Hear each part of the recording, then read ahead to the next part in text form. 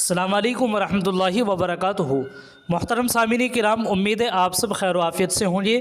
تبلیغی جماعت کو لے کر کے ایک سوال بہت زیادہ پوچھا جاتا ہے، اور یہ سوال لوگوں کے ذہنوں میں ہوتا ہے کہ امارت اور شورا میں کون حق پر ہے۔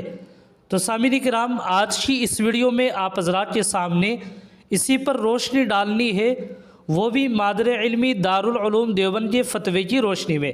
تو آئیے میں آپ حضرات کو دارالعلوم دیوبند کا فتویٰ سناتا ہوں، جس کو آپ اپنی اسکرین پر دیکھ بھی سکتے ہیں۔ اس سے پہلے آپ سے گزارش ہے کہ آپ ویڈیو کو مکمل دیکھیں، چینل کو سبسکرائب بھی کر دیں، ویڈیو کو لائک اور شیئر بھی کر دیجیے گا۔ کسی نے دارالعلوم دیوبند کے دارالافتاء سے سوال کیا ہے، جن کا سوال یہ ہے: مفتی صاحب، میرا نام عبد المعز ہے اور میرا تعلق ہندوستان کے مظفر نگر علاقے سے ہے۔ حضرت، میرا سوال موجودہ دور میں آئے تبلیغی جماعت کے انتشار سے ہے۔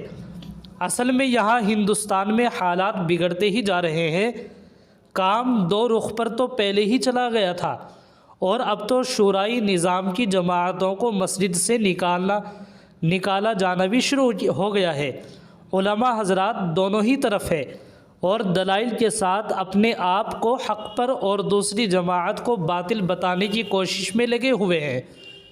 میری زندگی میں اسی محنت کے ذریعے دین آیا ہے، اور میں اسی محنت کو اپنی آخری دم تک کرنا چاہتا ہوں، لیکن اب یہ بالکل بھی سمجھ نہیں آ رہا ہے کہ کس نظام کی تائید کروں، شورائی نظام یا شخصی نظام پر۔ آپ ہی رہبری فرمائیں اور دعا کریں کہ اللہ تعالی جلد ہی اس فتنے سے اس کام کو پاک کر دے۔ آپ کی بہت مہربانی ہوگی۔